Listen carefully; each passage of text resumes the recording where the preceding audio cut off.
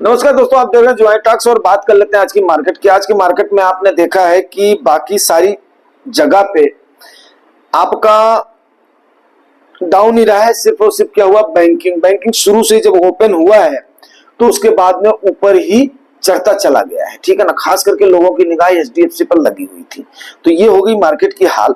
बाकी आईटी की आज जम करके पिटाई हुई है। अब आईटी का अगर मेन रीजन देखें तो अमेरिका की एक कंपनी का कल बहुत ज्यादा डाउन हुआ है और उसकी वजह से एक्चुअली में इंडिया की आईटी सेक्टर में मार पड़ी है। लेकिन अगर इंडियन टर्म्स में बात करेंगे तो सभी यही बोलेंगे आज की डेट में कि आपके आईटी जो है स्ट्रेस आउट ज्यादा हो गया था, जिसकी वजह से उसमें सेलिंग हुई है, प्रॉफिट बुकिंग हुई है और आपका अंडर वैल्यूड था बैंकिंग, जो कि उसमें आज खरीदारी हुई है। अगर खरीद और फरोख्त की बात करें, क्योंकि आपको पता है मैं मार्केट को एक ग्लैंस में केवल करता हूं, डिफरेंशिएट करता हूं। 1153 करोड़ की आपकी एफआईआई ने बाई किया है, वहीं पर 152 करोड़ की आपकी डीआईआई ने सेल करा हुआ है, अरे सॉरी बाई करा हुआ है। दोनों बाइस्ट रहे हैं, लेकिन मिनिमम सा बाई किया है आपकी डीआईआई ने, ठीक है। एफआईआई का आप जानते हैं foreign institutional investor, foreign portfolio investor, और डीआईआई आप जानते हैं डोमेस्टिक इंस्टीट्यूशनल इन्वेस्टर। तो ये बात हो गई आज की मार्केट की। अब यहां पर प्रश्न ये उठता है, सब्जेक्ट पर हम बाद में आएंगे, ठीक है ना। यहां पर प्रश्न ये उठता है कि क्या जैसे क्रिकेट में, ठीक है, जैसे क्रिकेट में इंडियंस ने, आपको पता है क्रिकेट किसका गेम है, हर आदमी जानता है, बच्चा बच्चा जानता है कि ये तो अंग्रेजों का गेम है।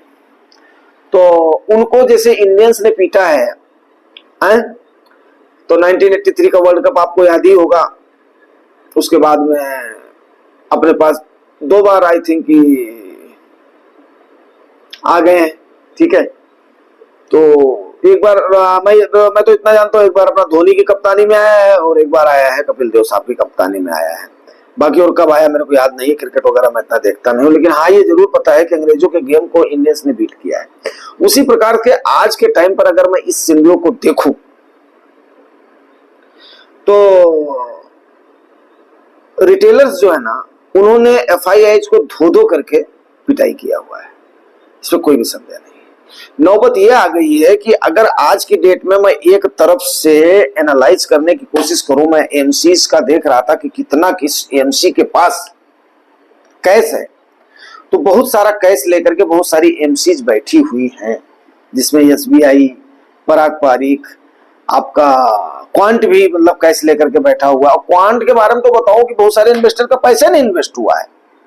तो चलिए उस पर भी डिबेट नहीं कर रहे हैं, अभी डिबेट ये कर लेते हैं, क्योंकि आज का हमने आपको हाल बता दिया, सिनेरियो बता दिया। ये है दूसरी चीज, वर्ल्ड सिनेरियोज में आपको पता है कि आज की रात वो रात है जो कि इंडियन मार्केट के लिए कयामत की रात हो सकती है।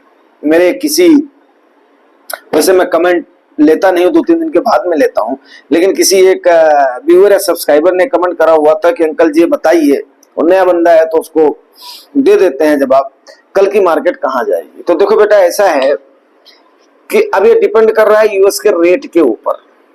अब सभी, और मार्केट क्या है, सबको सरप्राइज करती है। सरप्राइज में कोई दो राय नहीं, मार्केट सरप्राइज करती है, आप भी जानते हो, हम भी जानते हैं। और मार्केट ने कैसे सरप्राइज किया कि देखो आज रेट कट का अंदेशा है और सबको पता है कि 0.25 से लेकर के 0.50 तक आज जरूर रेट कट होगा, पहला रेट कट होगा। ये तकरीबन 66% लोगों का मानना है, ठीक है।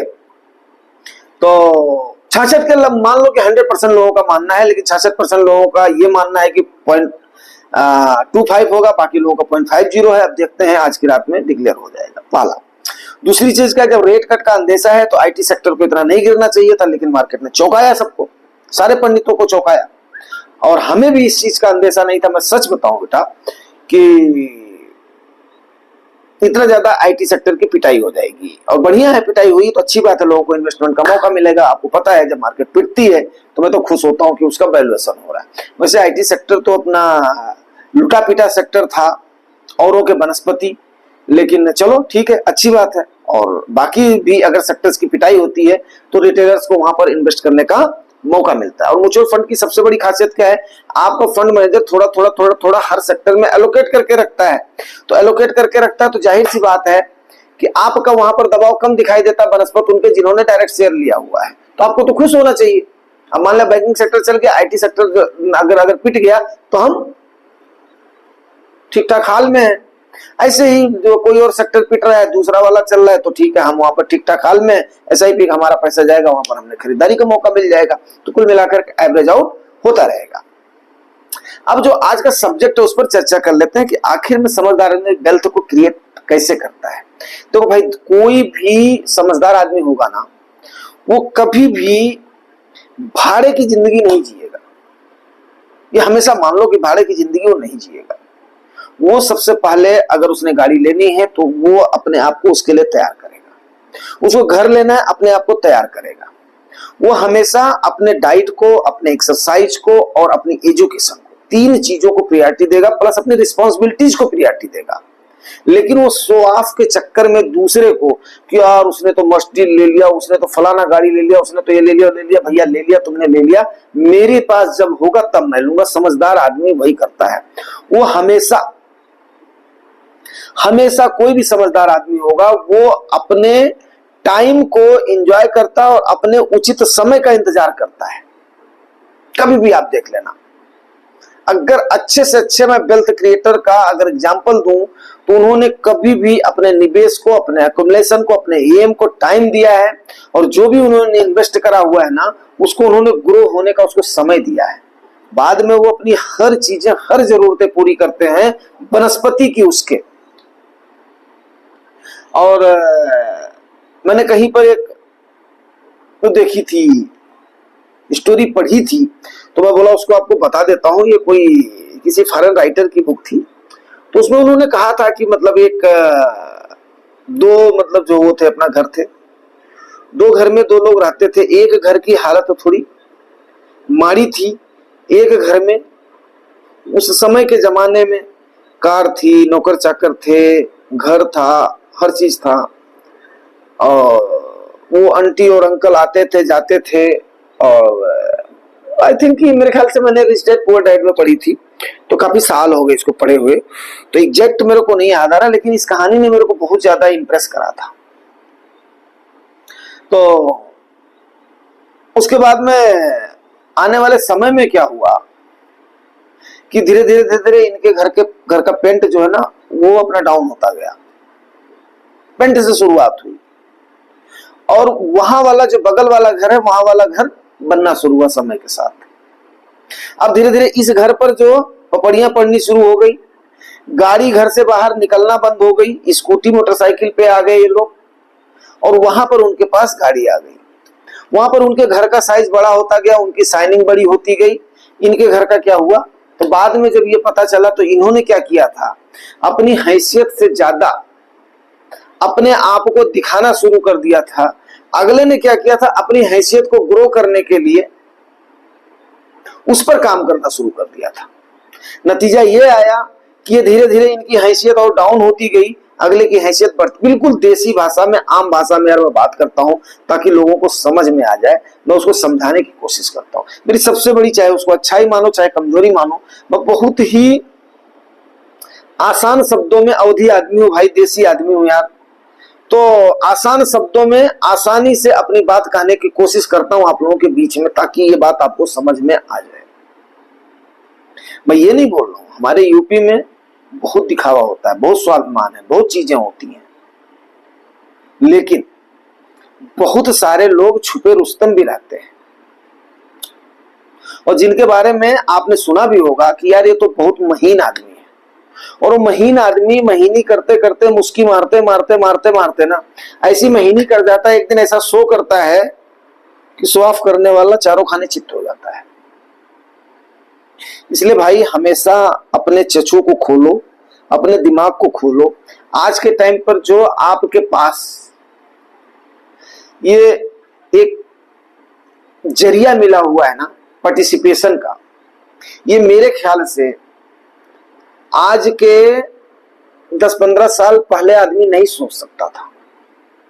आप याद करो वो दिन जब आपको एक डीमैट अकाउंट खोलने के लिए पैसा देना पड़ता था, जब आपको अपने चेक लीफ से आपको अपनी इंस्टॉलमेंट देनी पड़, एसआईपी की इंस्टॉलमेंट देनी पड़ती थी, किस्तें देनी पड़ती थी उसकी। जब आप जा करके लाइन लगा करके अपना डिपॉजिट और विड्रॉल करते थे, याद करो वो दिन जब आप कैश लेकर के कैरी करके उसके बाद में चलते थे। तो ये सारी जो सहूलियतें हैं इनको हमेशा जो है ना पॉजिटिव वे में लेने की कोशिश करो।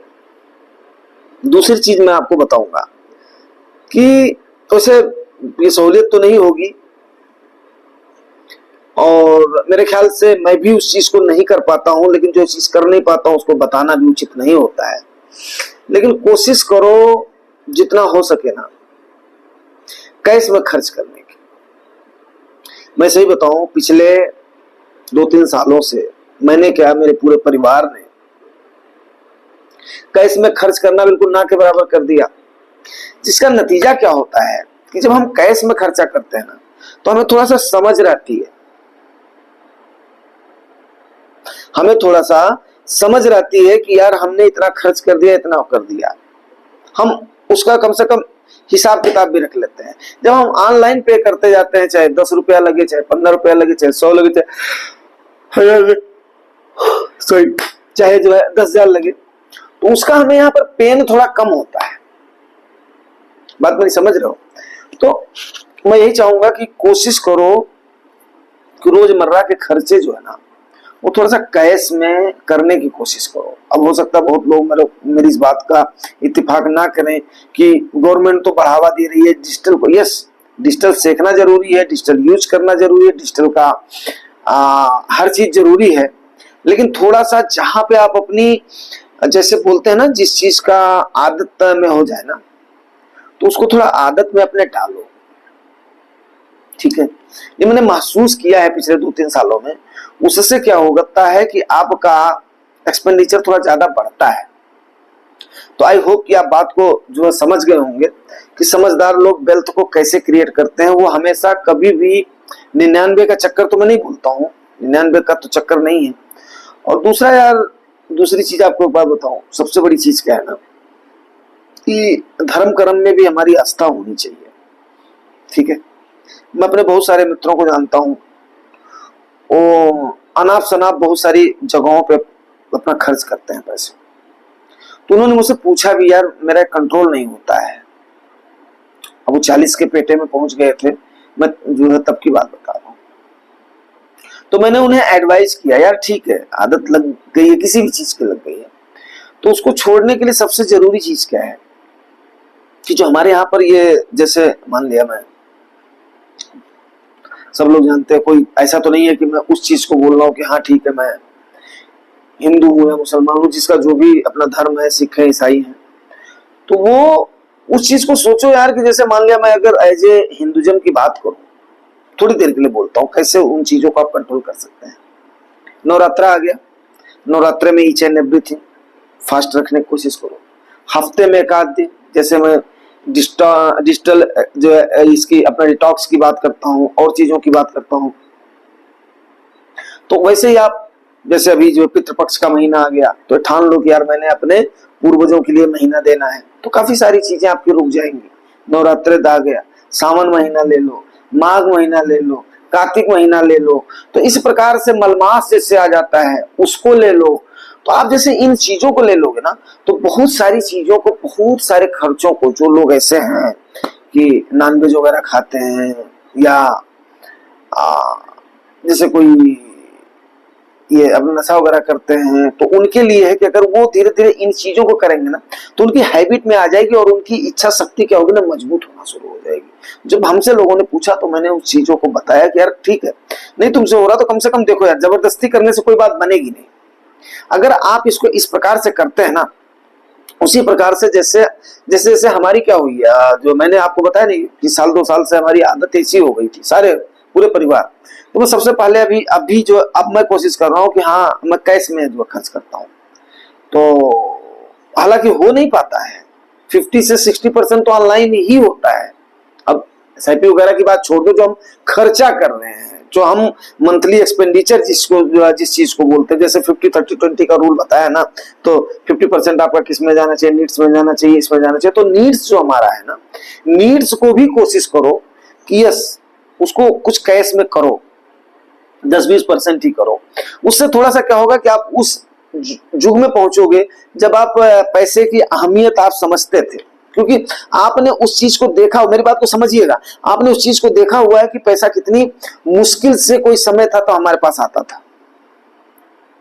तो अगर आप इस चीज को, आपके पास वहां पर उस पैसे की अहमियत का एहसास रहेगा, बात को मेरी समझो आप, बाकी आपकी मर्जी है आप क्या करोगे, ये कोई किसी के लिए जोर जबरदस्ती नहीं है, लेकिन जो मैंने महसूस किया वो मैं आप लोगों को बताता हूं और कोशिश करता हूं यार मैं भी उस चीज को अमल करूं, और मैं अमल कर रहा हूं। तो पिछले 1 हफ्ते में मैंने उस चीज का बदलाव देखा है कि यस, कैश में खर्च करना बनस्पत मुश्किल होता है रेदर देन डिजिटल, मतलब जो एक्सपेंडिचर, उसमें तो हम कोई वही नहीं करते, परवाह नहीं करते, क्योंकि सामने हमारे दिखता नहीं है, एंट्री में होता नहीं है, अकाउंट से कटता है, चला जाता है।